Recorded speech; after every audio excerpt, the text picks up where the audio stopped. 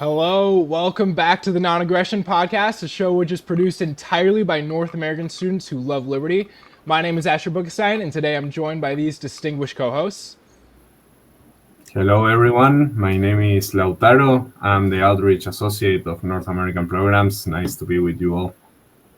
Hello, my name is Marcela. Hello, Deepo here. For those who were here last time, welcome back. But if you're not familiar with us yet, Students for Liberty is a worldwide organization giving young adults the tools to fight for peace, limited government, free speech, and free markets. In this podcast, we're going to talk about what's going on in the liberty movement. We're going to discuss weekly headlines. We're going to deep dive maybe some viral videos and just generally have a good time. All right, you guys ready to get started? Yeah.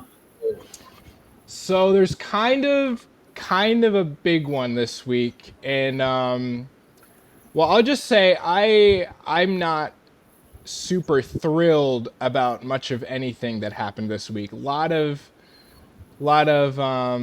guess you could say negative headlines, lots of not so good things happen, but we're going to talk about it, and we're going to kind of discuss what this means from kind of our different perspectives.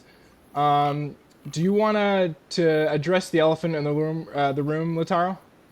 Sure. Well, as you may saw in the news, a new escalation in the war of Middle East happened on the last week. And as you know, Israel and Palestine had been in conflict for almost more than a year already.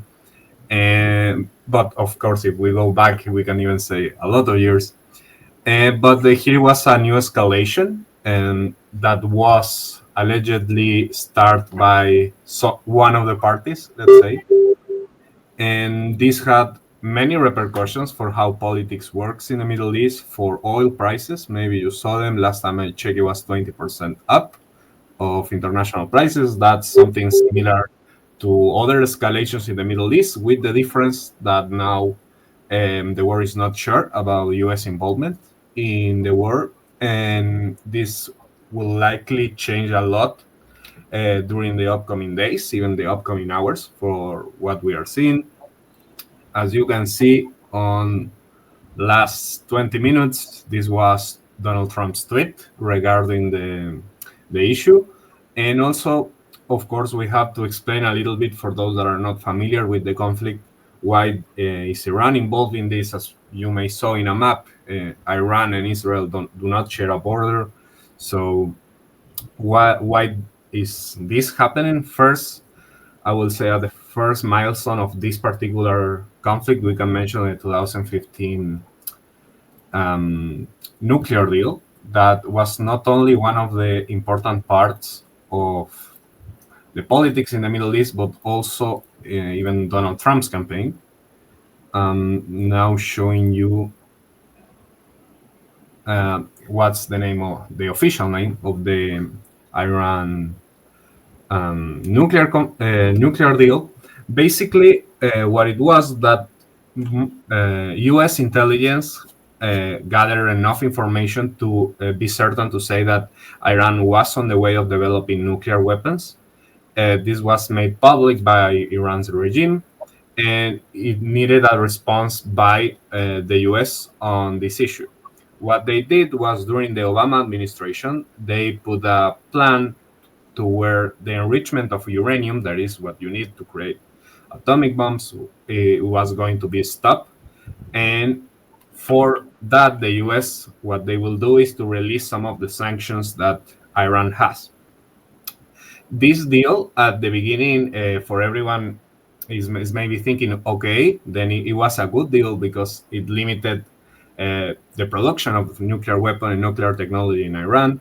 However, especially Israel was the first one to not be assigned and not to be happy with this deal, because first of all, they don't trust Iran on this issue. This means that, and this is really clear when you see the communication of the Iranian state regarding Israel, and in even, I think, their constitution, they have that they want the total destruction of the state of Israel. So for Israel, it was not a partner that they can make a deal with.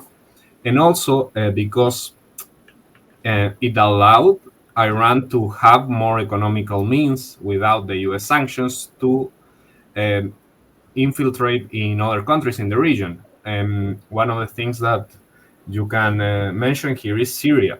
Syria was partly benefited with this deal because it allows for Iran to have more control, effective control over Syrian territory. And that also caused it for Israel because they do share a border with Syria. And one part of that border, the Golan Heights, is occupied by Israel. And what this created was basically Iran saying, okay, this is a great deal for us because we will not share all of information with the Americans, and we have somehow a light yellow light for our objectives. And this changed during Trump's administration, and this deal was somehow paused. And this allow not only for Syrian resistance to cover the country, but also to change the whole dynamics of the politics in the Middle East. There are other players in the Middle East, such as Saudi Arabia and Qatar, that do not have the good relations with Iran. And they use all that power and influence and also oil prices and their good relationship they have with Washington to gain more influence. And this was in detriment, of course, of Iran possibilities of making any type of advancements in the Middle East, with the exception of one country, that's Yemen. You probably saw the Houthis earlier this year. They were starting to attack U.S. ships that were going around the map. And also now, currently they are attacking Israel. So the Yemens, the Houthis, especially because it's not the Yemeni government but the Houthis. Yemen nowadays don't have a regular government. You can say it's a military government that is taking control over the country because the Houthis do control one important part of Yemen. And what this created is that now with this new offensive by Israel, as you probably saw, this operation was named Rising Lion. That's not something that is just marketing, but it had a meaning behind it. As you maybe remember, and I will try to find a picture here. The old flag of Iran, of Persia, is effectively a lion. So for Tel Aviv objectives, and they see this on the Israeli parliament, the main objective of Israel with this offensive is not so much to stop the creation of Iran of nuclear weapons, but to produce a regime change in the country, which is something that is not only hard to do, but that needs U.S. involvement in the conflict because they are the ones that have the military operations to be able to produce that change of regime in Iran. So now you understand more of this tweet because earlier this week, Donald Trump was saying of signing a new Iran nuclear deal. However, this seems to not be in the table anymore. And now they are speaking about unconditional surrender. And that unconditional surrender will probably mean more sanctions against Iran. And we can start imagining that on the upcoming days, we will see some kind of military operation of the US going into Iran's oil facilities. And we are also preparing for how the other Middle Eastern countries will react, especially Saudi Arabia. Because what this creates for Saudi Arabia, because they are the largest producers of oil in the country, is that you may think that they are really happy with this news, but actually they are not. A lot part of their oil production also has to go through the Strait of Hormuz, that's mostly in control of Iran. So with more conflicts in that region, usually the Saudis, what they do is that they will be also present on the negotiation table in order to ensure oil production that will not be respected if, of course, Israel and USA are attacking Iran's oil facilities. Now, I will leave the room for you guys in case you have any questions regarding this involvement. Yeah. So one of the questions that I want to have that I've been hearing a lot of people saying is Iran has supposedly been like days away from having nukes for decades now, for as long as I've been alive. True. And I think since like the 90s, like 1992, Israel's been saying Iran is days away from having nukes, and it never happens. What's different right now? Why now are things different? There are two parts. One of them says that Israel has effective information that now is actually the time when they will have those nuclear weapons. And there are a second source that is the Iranian regime. They say that they are weeks or months away to produce at least 8 nuclear heads. And also regarding the whole situation that was happening in Palestine, we already saw one. This what is the name in English? Prevention attack, and those attacks that go before anything happened, they just attack just for the sake of it. We already saw one of them. So for Israel was a situation of, okay, they are saying that they are weeks away for producing these nuclear weapons. We have information that they have nuclear weapons. So for us, that's enough for calling a preemptive strike. And so, yeah, I think that's the main difference with other times, as you mentioned, and that's correct. Israel has been saying that Iran is really close to producing nuclear weapons for a lot of years now. But now it seems, because also Israel claims that they have, in a lot of part of the Iranian military, Mossad agents that are working with the government. And this, of course, generates a whole confusion for even the Iran government to think, okay, is this true or not? So, yeah, for them is just this new set of information, and we don't know yet. I don't think Marco Rubio did any declaration regarding the U.S. information on if Iran is close to create nuclear weapons or not. Yeah, but I think right now, like, a lot of it's still unknown about, like, it comes down to what is the U.S. military gonna decide to do. Mm-hmm. And I was reading earlier, there was a statement from Iran saying right now we do view as Israel and the U.S. as two separate entities, and we're not going to retaliate against the U.S. for this attack. But we're, as you know, Israel and the U.S. have been special allies for a very long time, and so like the Israelis are really calling on the U.S. to say, hey, you need to back us up with this, and actually, like, they're probably lying, or you don't know, like, and so that's kind of the whole thing where like everybody's kind of watching the White House to see like what's the same on this, and then that tweet that tweet that you pulled up a little bit, it's still confusing. No. It's still not clear like what that means, like, or what surrender, or what kind of surrender. Yeah. And because first you need a war in order to. Yeah, and yet another tweet or another truth that I was looking at that was like seemed like this was maybe from yesterday or the day before, where it was more like time to see where this goes, like, and that was it. So I don't know. What do you guys think? What do you think, Diego and Marcel? Trump's tweets are funny because it's kind of a new way of making diplomacy. He doesn't send diplomats or people like go to the Middle East, negotiate. He just posts a tweet and then everyone deal with that. And then I imagine the leaders of other countries crazy about, oh my God, let's see what Trump's going to post next. And it's Lautaro gave us a good explanation about the scenario, and I saw people commenting about it, about what is the U.S. gonna do? Is the U.S. going to help Israel?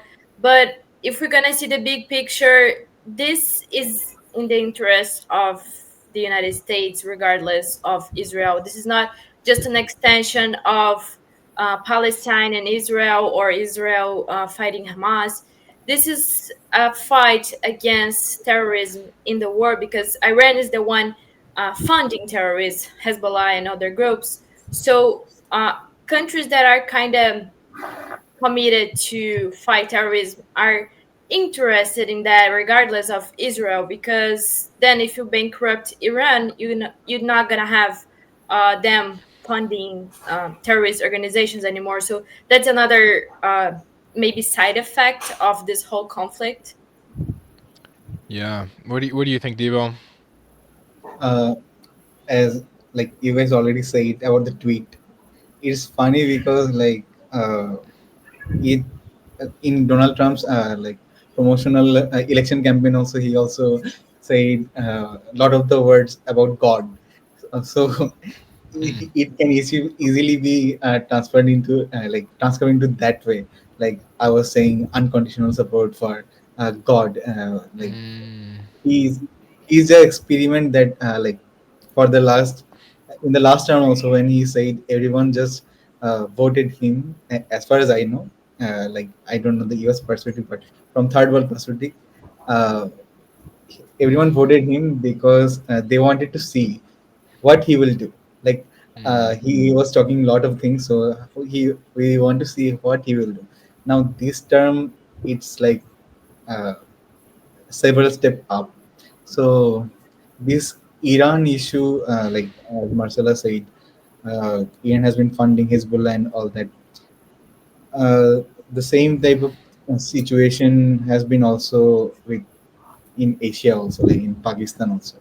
So Pakistan, it has been like even Pakistani officials like admitted that US funded them for a lot of the things, for internal proxy wars and all that. So for the Iranian situation, I it's little bit complicated because it lot of other countries are involved in here. Like openly we see US here, openly we see Israel, and Iran has a previous conflict also. So Yeah. this is a complicated situation to comment. Yeah, just kind of sidestepping a little bit. We've talked a little bit about how we don't know what the government response is going to be exactly, but looking at the public side of things, to me, it seems pretty clear what the general American public perception is. I think I speak for a lot of Americans, the majority of Americans, who do not want to get into another war. I think most Americans don't, maybe not necessarily don't want us involved, but don't want more boots on the ground. They don't like. I think things are very different from how the feeling was in the early 2000s. We've spent a lot of time and money and lives in the Middle East, and we've been supporting Israel a lot, pretty significantly, in their war. And I think that just, whether it's good or bad, I think the public perception is like most people are pretty tired of this. Even, traditionally the left and even on the right, where, I see all over the internet people are saying, I'm not dying for Israel. Like I'm done with this. And yeah, it's complicated. It's a little bit more complicated than that. Like, how much are we going to involve? Are we going to send more money? Are we going to do different negotiation tactics? But that just seems what I see as kind of the public perception.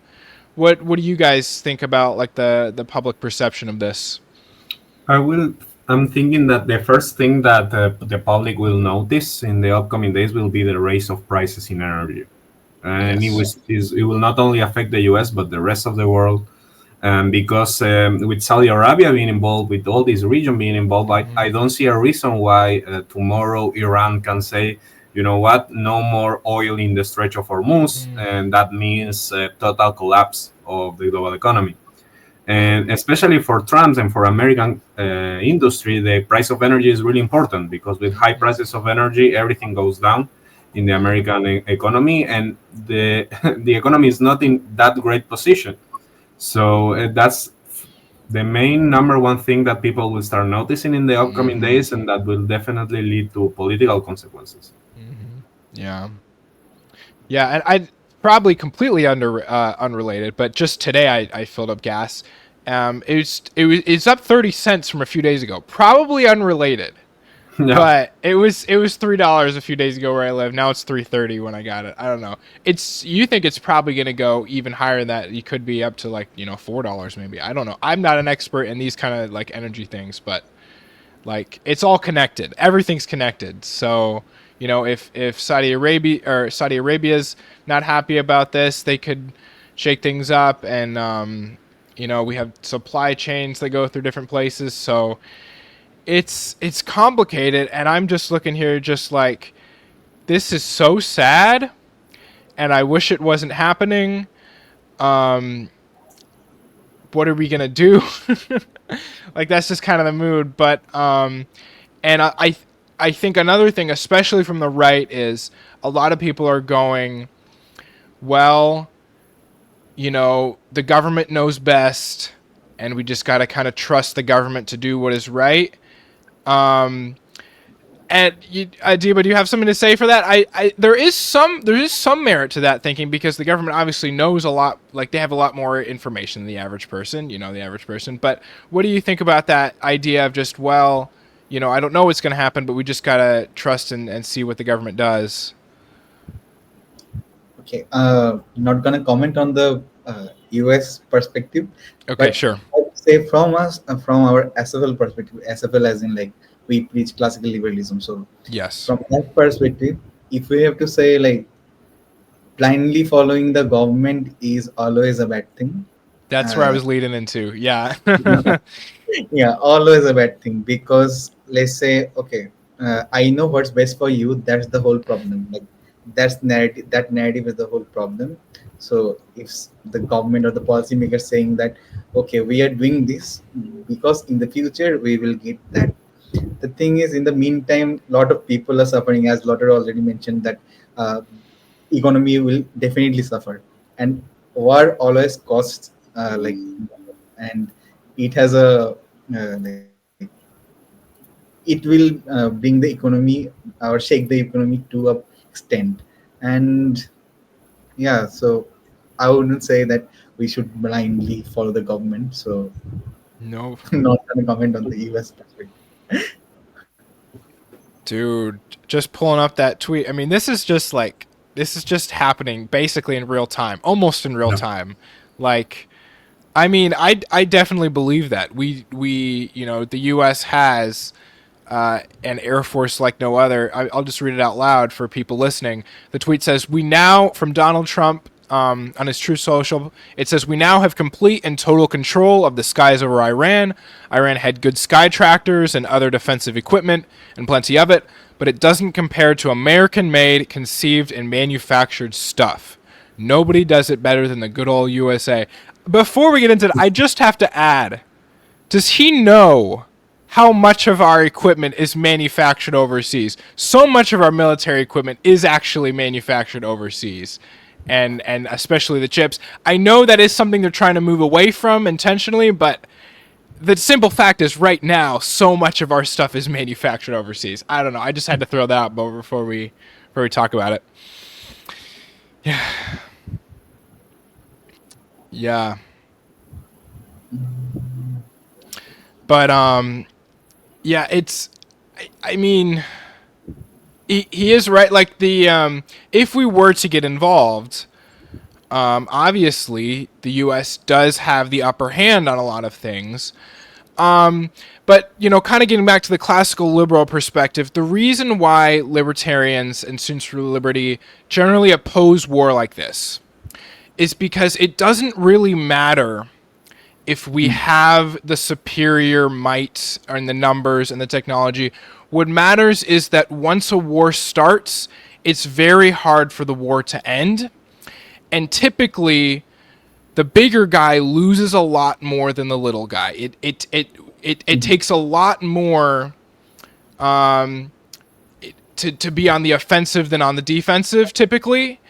It's a lot harder to take out, when you got guerrilla methods and things like that. It's a lot harder to be on somebody else's home turf and just fighting a war with basically, no clear objective, and it just kind of keeps going and going and going.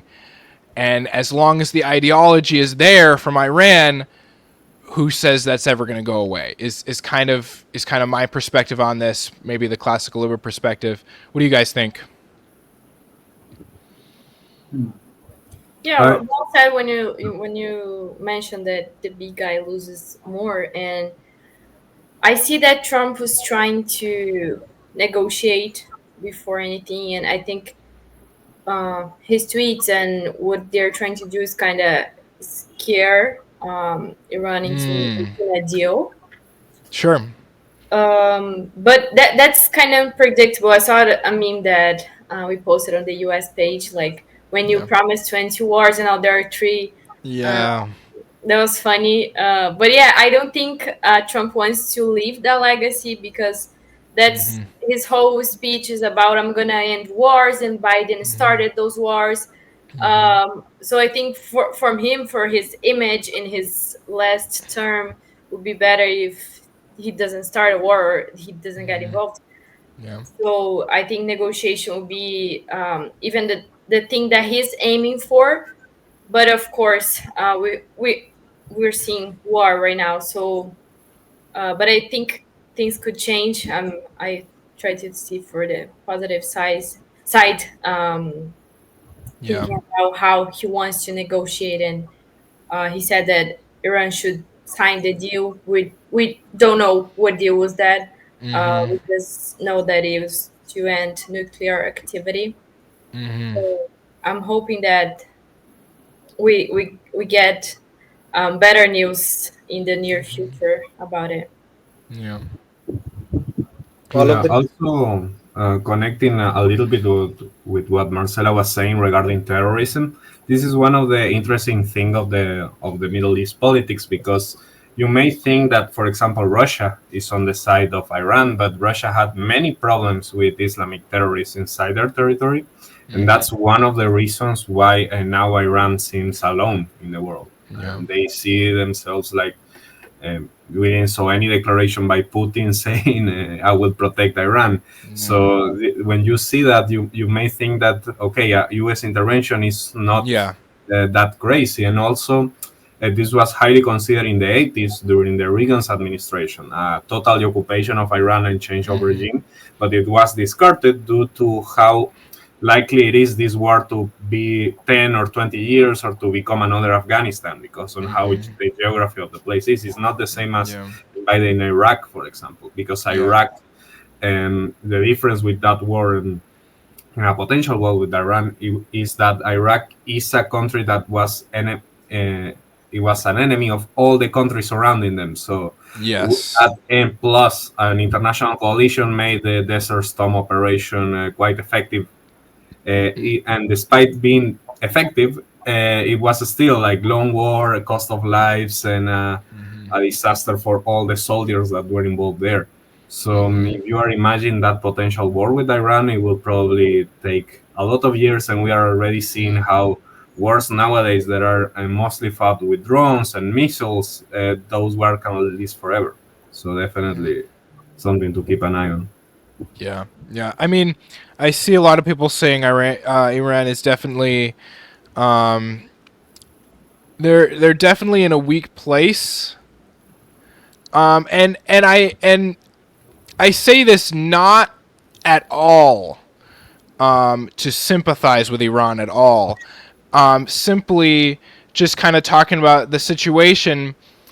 The reason why, if you're in that situation and all these enemy countries around you have nukes, there is an argument to be made that you might want a nuclear weapon just as a feeling of protection. Now, I'm not saying that they should be. Of course, I'm not encouraging or making any kind of excuses for that, or saying that they should be building one, but you do kind of have to understand that there is definitely a reason, there is an argument for why someone would feel would feel better knowing, that your country has nukes. Because remember, Israel, one of the first countries to get atomic weapons back. It was in the 50s, right? They're one of the first ones. You know, like, you know, they're kind of feeling like, you know, maybe the other countries will respect us more, and you know, maybe we'll get left alone for a little while. Not that they necessarily want to get left alone, because like you said, you know, like taking down Israel is a big part of their identity, and it's not like, you know, they're ever gonna. Well, it doesn't seem like they're gonna abandon that, but there is kind of that feeling that, like, you know, maybe that would just balance things out if both sides are nuke. Again, I'm not trying to sympathize with terrorists or anything like that, but that's definitely an additional side to this complication. Did you have Yeah. anything to add, Lataro? Yeah, I was thinking because during the nuclear escalation in the war during the 60s, 70s, and 80s, a lot of countries tried to develop nuclear weapons. Actually, one of the countries that were the closest were Argentina and Brazil. Yeah. They collaborated together to create atomic bombs, but with US negotiations, all of that ended up in, okay, we will simply not have it because it's not worth it for us. And now, when we see the map of the range of nuclear missiles around the world, Latin America is clean. So it was partly due to that, to those negotiations. You're saying is Argentina and Brazil out of range, or what does that mean? Out of range of all Okay. nuclear facilities. And Yeah. yeah, definitely there is a part on what you are saying, like, okay, now everyone can have nuclear weapons, what I cannot have it. Not like I And want that. That's yeah, not the but world I want to live in. like, for example, India and Pakistan was a really similar case when they had the war. When Migo, you probably know more about this. Bangladesh declared its independence from Pakistan, and then a war broke out. For Pakistan, was like, okay, now India has nuclear weapons. Why I cannot have nuclear weapons? And they effectively developed nuclear weapons, and now it's one of the most armed countries in the world. Yes. So, and definitely there is some role that international organizations should play, and that they are not playing it anymore because, as we know, the UN is really inefficient when it comes to control this. So it all relates on countries and how they manage that. That was the one of the reasons why the Iran nuclear deal was made with the US, China, and Russia, and not with the United Nations involved. And because they cannot They're effectively slow. control that. Yeah. Bangladesh does not, correct, Divo? We No, don't know okay. that. Like they applied for it, but it was denied. Okay. Oh, there's an application. Yeah, like an That's application interesting. form. To... Can I please have a new? No. But Oh, they, this is a horrible thing to joke about, but yeah. Okay. Yeah. Well, Iran is like US doesn't want Iran to have nuclear weapon because there is a possibility that uh, the terrorists would use that to like actively participate in the nuclear war. That's the whole narrative, right? No. Huh. yeah. I was thinking like if it's like if all the there are many countries have nuclear weapon as of now. So in like a few days back there was a like threatening situation between India and Pakistan also that because of the terrorist attack in India, they were threatening like there was a escalating situation from Pakistan government officials. He said that we would use highest measure if necessary. So basically, he was referring to nukes. The thing is, it's it's a dangerous thing to say and dangerous thing to even think about. Like uh, historically, Japan is the worst. Like they saw the worst outcome of this. So if the politicians or the people who have in like who are in charge of the nuclear weapons, if they forget about the consequences, uh, if their country will be gone. Okay, the country they are attacking, that's also gonna be a problem, but the whole world will be in turmoil because of that. So it's kind of a sensitive issue to talk about, I guess. Yeah. Yeah. No, I mean, I guess worst comes to worst, you know, the scientists in Antarctica, build a new civilization, right? Is that our plan? The Antarctica scientists? Well, do you guys have anything you want to add before we move on to our next topic of the week? I have just one small thing Sure. to consider, especially when we are speaking about nukes and everything. When I started to study international law like 2 years ago, when they were speaking about the supersonic missiles, they basically had to draw it because they were never tested in active battlefield. However, now it happened in Ukraine that they tested out in a random village, and that now we know how those hypersonic missiles look like. You probably saw these videos in social media, especially in Tel Aviv in some parts, when you already can see these missiles, how they work. The only difference with this and an atomic bomb is that they are not with uranium. But as you can see, that technology is already available. So yeah, it's something also to consider. And Crazy stuff. Yeah. People are getting dangerously good at killing people. yeah, Isn't that a thought? Just humanity, yeah, in general. Yeah. Just because they need the ego to be satisfied. Yeah. Yeah. All right. Well, this is there's certainly a lot here, but let's move on to the next topic of the week, which is the No Kings protests. Now, the No Kings movement has been going on for a while. I might be a month or two. It was when I first started hearing about it, but it was this Saturday, I believe, where around the country and also around the world in a couple European countries, we had pretty big protests of people. Specifically, these protests were about just the centralization of power. Specifically in the current U.S. President Trump. A lot of people feel like his power has been centralized. There was also a couple things against this supposed oligarchy and rich billionaires, but it was mostly a protest against the president. And this is something that I believe pretty strongly in, about how I think the president has assumed too much power, and I was even considering just showing up to one of them nearby just to see what it's like.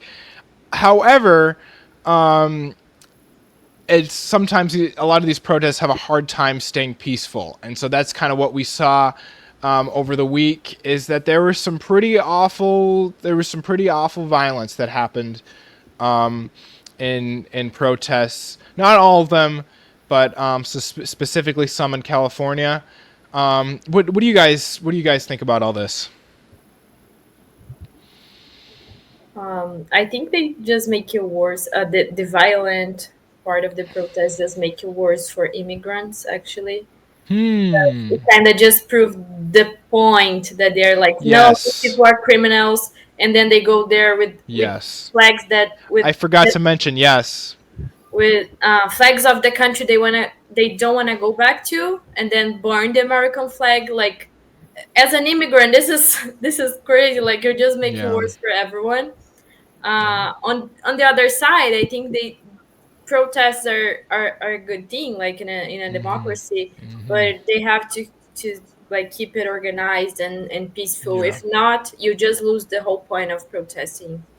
Yeah. No, I completely forgot. Thank you so much, Marcel, for mentioning. Also, another issue protesting is the mass ICE raids that have just been tearing apart families, snatching up immigrants, sometimes legal or legal, but snatching up immigrants from their jobs, from off of farms, off of hospitality jobs, and people are getting really upset about that. Their friends, their neighbors. It seems like the ICE doesn't really care so much whether they follow the law or due process. I saw a lot of signs about people holding up due process signs, and it does kind of remind you of kind of like this what you call, like, almost, it's almost a little bit like a monarchy where a central power is just doing whatever it wants with no regard for the laws that we have set out. And so that's kind of what the protests are. So I think that is like something that will happen in a healthy democracy. You will have peaceful protests, and it turns out 95 some percent of the people are peaceful. You have parents bringing their strollers of children. You have grandparents or senior citizens coming out. But then it's that small percentage of the violent that really just give it a bad name for everybody, and that's what causes the headlines, is the violence. Yeah. So yeah, what were some of the? Did you read any headlines of some of the violent things that happened? I also like, and also connecting to what Marcela was saying, I saw in the group of SFL coordinators, you probably know Juan, is also Yeah. from Argentina. Yeah. And he was telling me that when Trump won, he was really excited because he heard about this thing that every U.S. international student, after they graduate, they get a green card. And all of that process that sounded amazing for international students, that was It does all sound stopped. nice.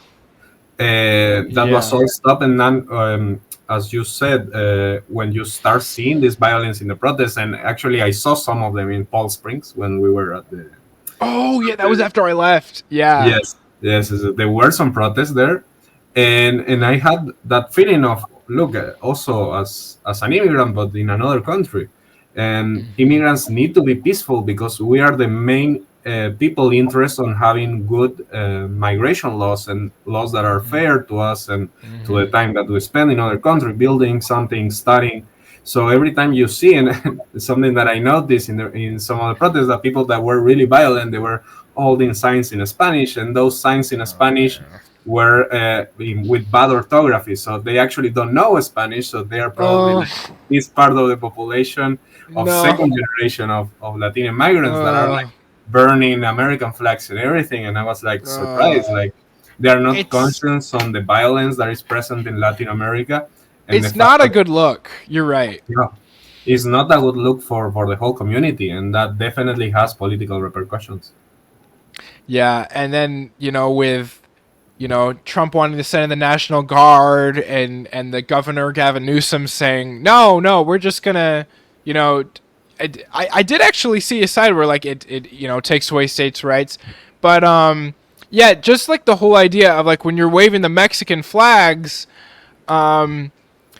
if it were peaceful, that might be one thing, but instead what you're doing is you're associating violence with the Mexican flag and these Spanish signs, and that's just doubling down on the same stereotype that the administration is trying to impress upon people, that immigrants are dangerous and they're scary and they're destructive and they're burning American flags and they don't care about it. It's a very small percentage, but they can have a horrible impact, and it's just very very sad to see.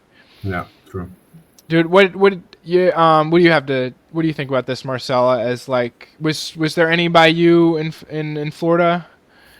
In Florida has been happening a lot. And also, brought up a good point about how Trump I was also excited about when Trump said during campaign that he would give green cards for students that are graduate here, and I think that's very good point. Not just because I'm a student aiming for it, but when you educate people here, so people are getting the American education here in college, they're really good here in the United States, and then you let those people go because they cannot find a job or a sponsor or change their visa.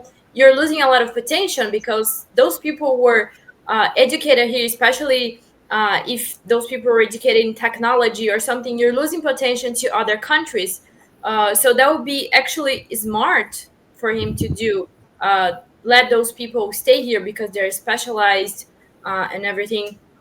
So I think that's a good point. That I hope he does it. But now I think there's an imbalance when he's focusing too much in deporting people and not facilitating for people with skills to come in.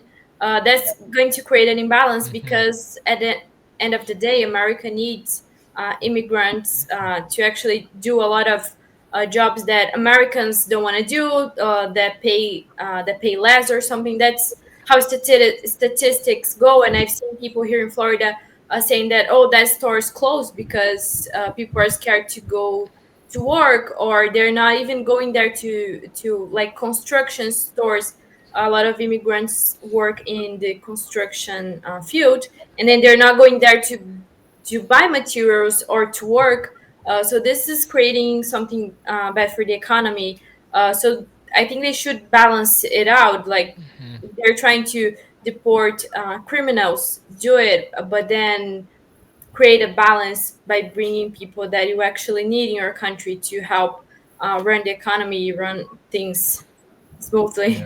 Yeah. Can I just might be going a little bit on a limb here?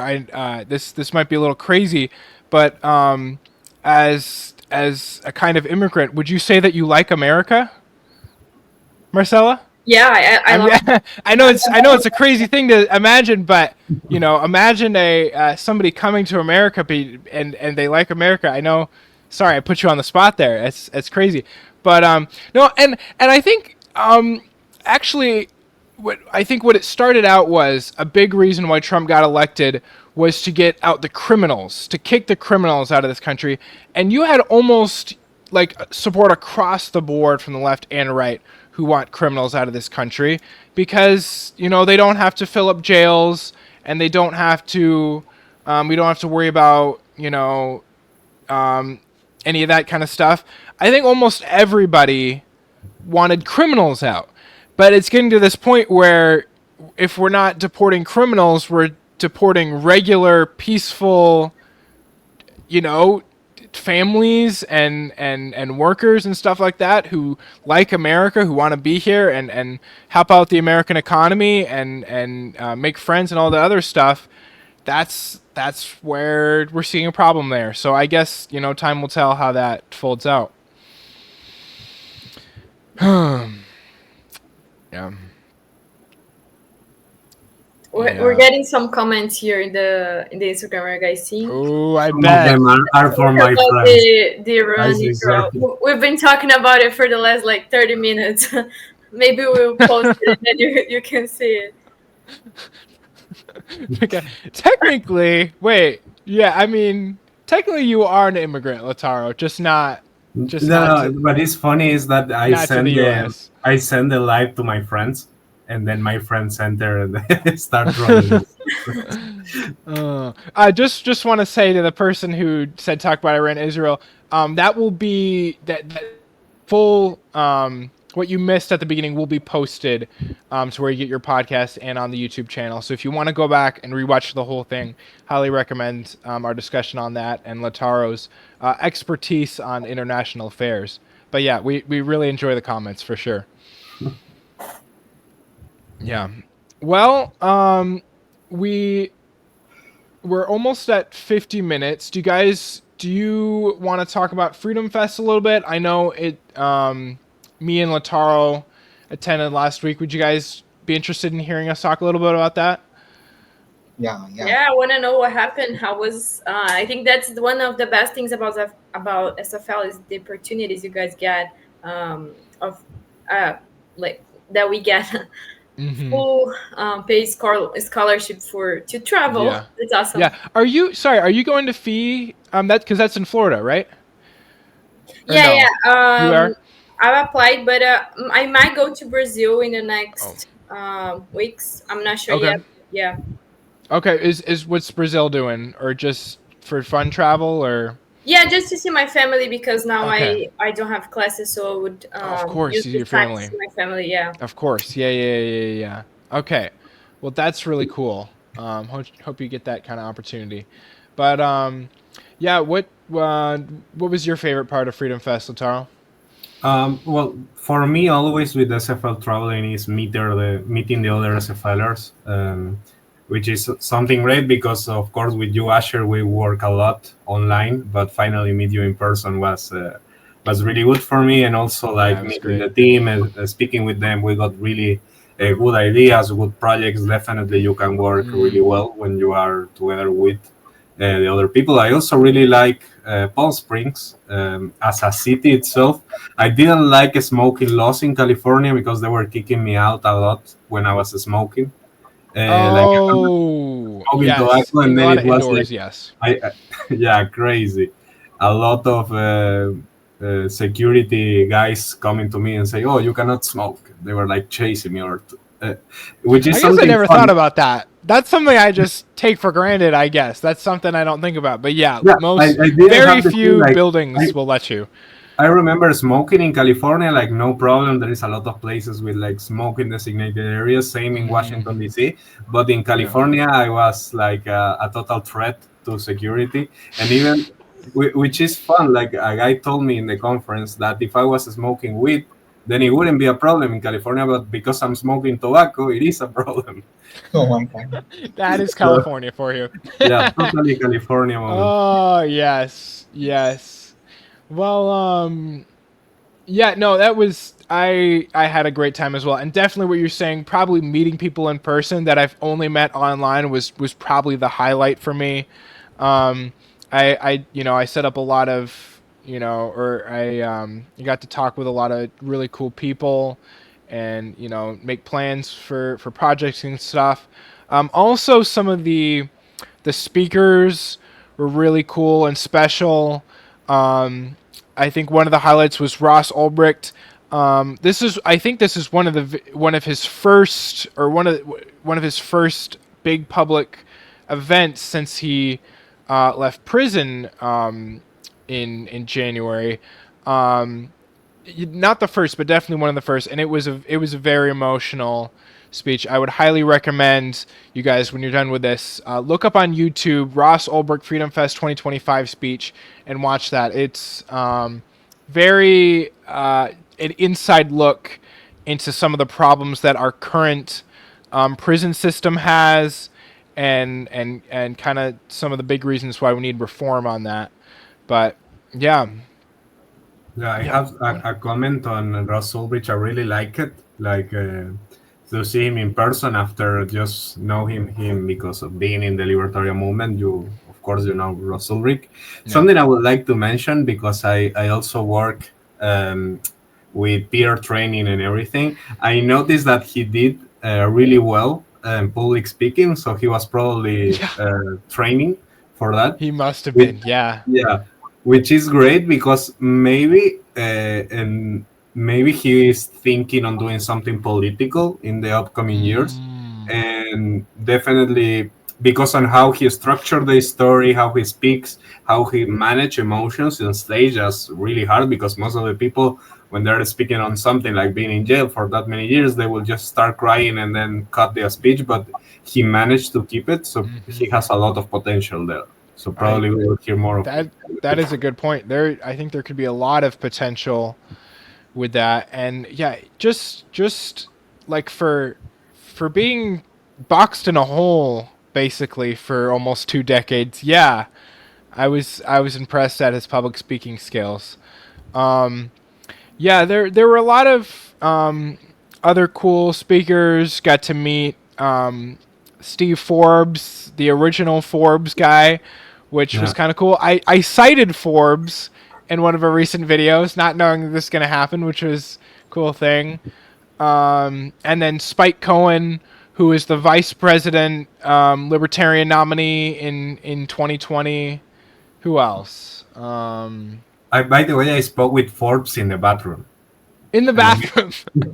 we have a really Classic funny Freedom Fest. conversation about Argentinian food because Oh, I go there, I love washing my hands, and then I see Steve Forbes also washing his hands.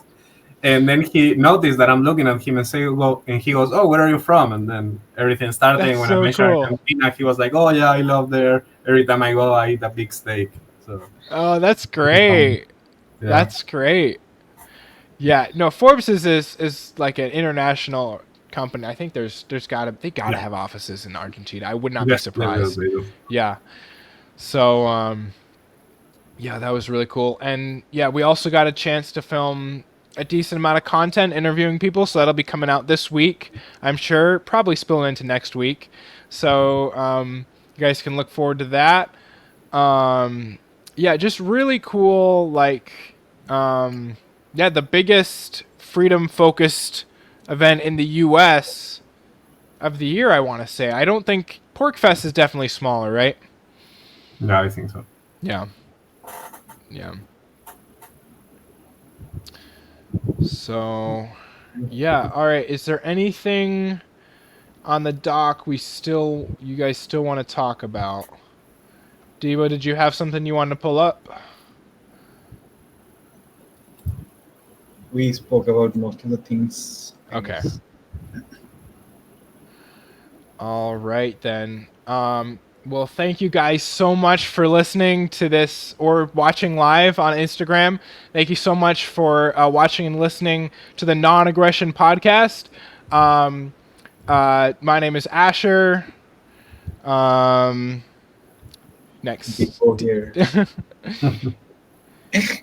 Lautaro here, was a pleasure like always. See you next week. Bye, guys. Thank you for listening. Marcela here, and see you next week.